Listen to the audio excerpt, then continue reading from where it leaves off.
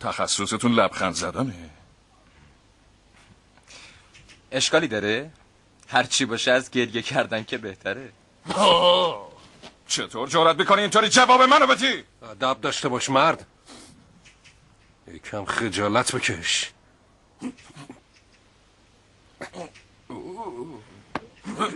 ما ادب داریم، این شمایی که باید ادب بشین. این بچه رو نگاه کن، داره به ما میخنده. به شما نخندیدم، اصلا بیخود کردید.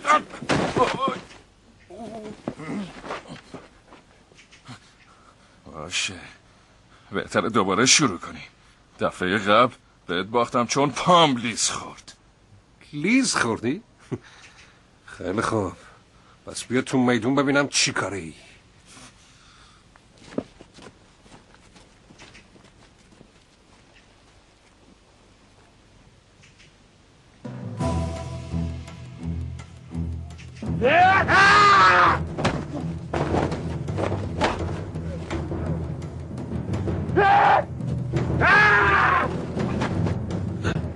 اونا دارن چی کار میکنن؟ بذار بجنگن. ها؟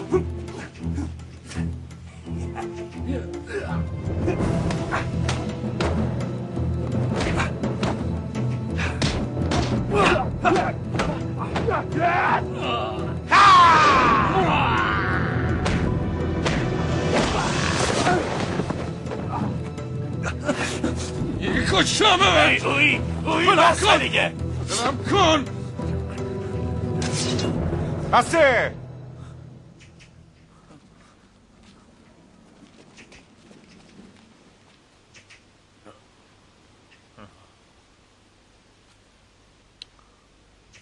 چیزی که اصلا دوست نداشتم ببینم دیدم. عذر میخوایم. افسر اویی. بله. افسر مگل. بله.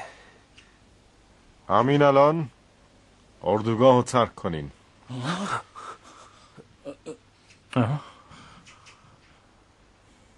مأموریت شما اینه که برین در مورد قبایل و ملت‌های همسایه اطلاعات کافی کسب کنین و خیلی زود به من تحویل بدین. طبق مقررات نظامی اگه موفق نشین شما رو تنبیه میکنم. فوراً حرکت کنین.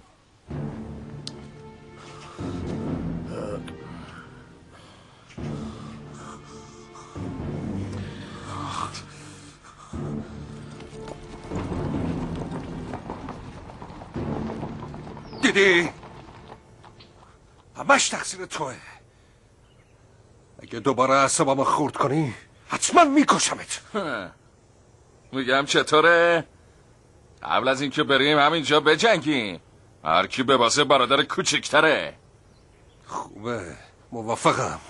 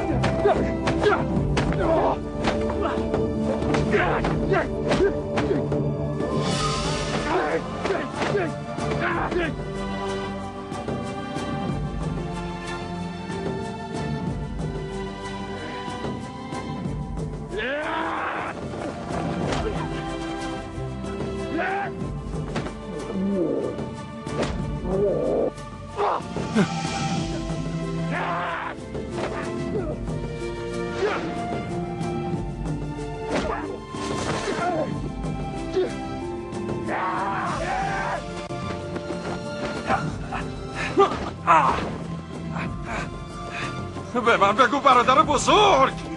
تو خوش کن.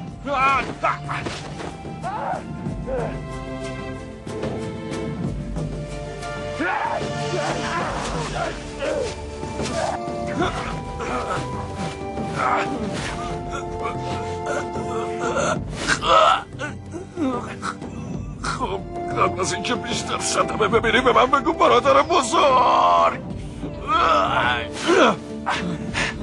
ساکت. مگه خوابشو ببینی؟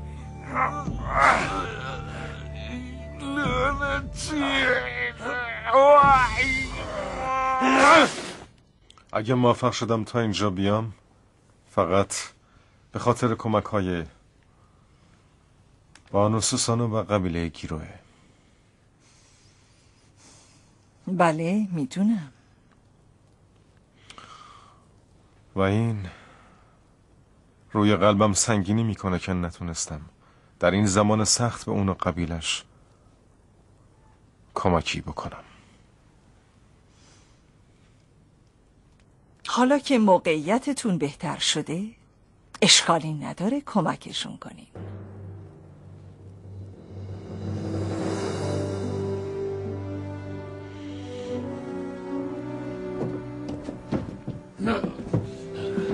در خدمتم قربان. فوراً به گیرو برین و بهشون بگین که ما آماده ایم کمکشون کنیم و زودتر خبر بیارین.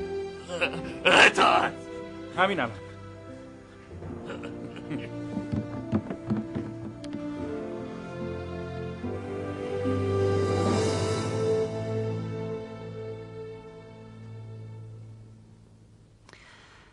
به خاطر گروه دامل از استخدامه اون نفرات منصرف شدن و میدونم به موقعش کمکمون میکنن. اما با این کار تمامه نقشه‌هایی که کشیدم و خراب کردیم. اگه سون ینگ و چیریانگ بفهمن که ما داریم یه قصر میسازیم اون وقت همه چی خراب میشه. ما بدون ارتش نمیتونیم جلوشون مقاومت کنیم. خودم یه راهی پیدا میکنم. شما نگران نباشین.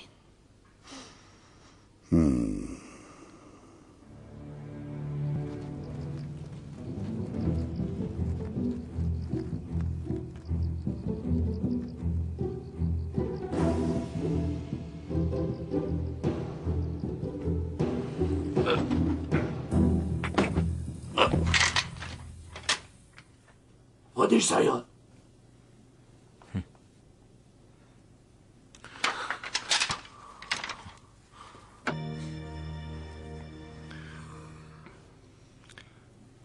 خوشحالم که میبینم حالتون خوبه. خیلی وقته که شما رو ندیدم. چی باعث شده به گیرو بیاین؟ فرمانده از موقعیت فعلی گیرو و مشکلاتش آگاهن و برای کمک به شما اعلام آمادگی کردم. میدونیم شما میخواستین از قبیله چانگچهون سرباز بگیرین. حالا که ما قبیله چانگچهون و معدن آهن و در کوهستان جونسان به تسلط در آوردیم موقعیت خیلی خوبی داریم. ما هم اینو شنیدیم.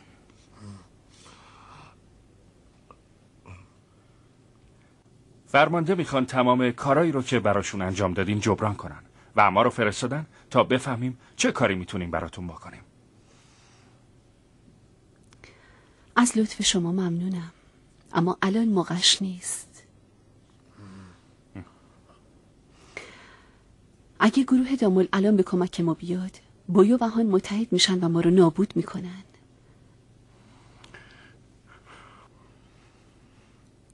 خواهش میکنم به فرمانده بگین اصلا نگران ما نباشن و فقط به بزرگتر کردن ارتش دامل فکر کنن. هر طور که بگین.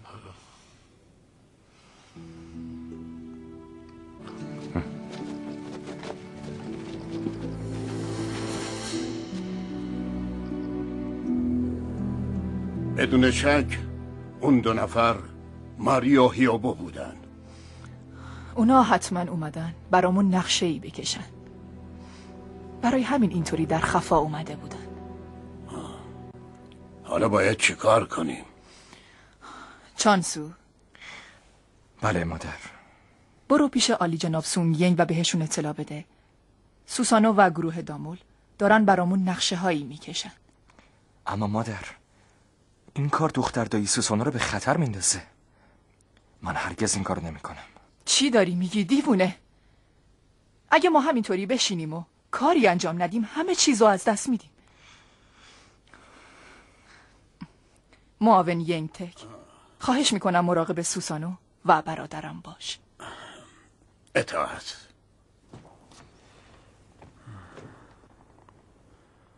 فرمانده هوچی تقاضای ملاقات با شما رو دارن.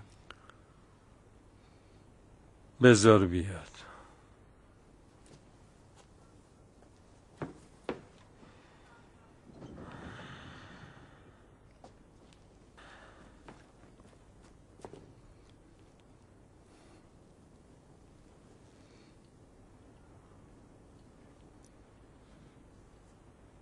امپراتور.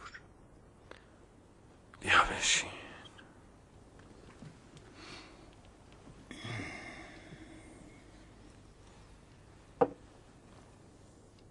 تسو شدیداً منو زیر نظر داره. برای چی اومدی؟ قربان، من نتونستم درست به وظیفم عمل کنم و شکست خوردم. خواهش میکنم منو بکشین.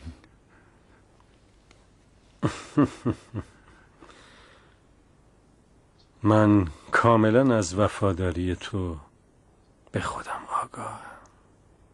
امپراتور، از وقتی پسرتون حاکم شده باید چیزی به جز حقارت ندیده. اگر اوضاع همینطور ادامه پیدا کنه باید مستعمره یا هم میشه. قربان، تنها راه درست کردن این وضعیت بازگشت دوباره شما به قدرته. فقط کافیه فرمان بدین تا من شما رو به قدرت برگردونم.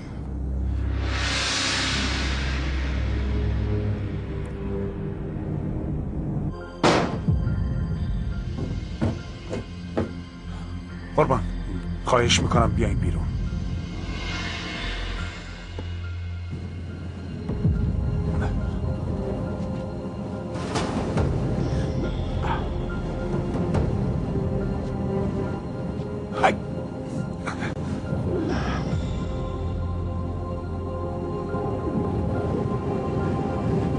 قربان، به خورشید نگاه کنه.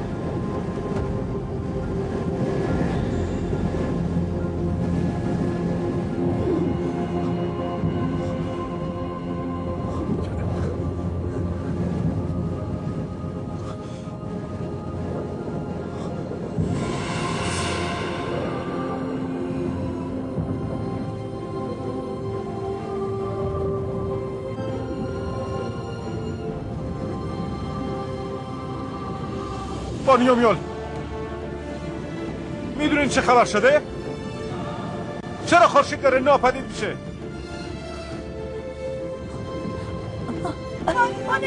بانیومیول!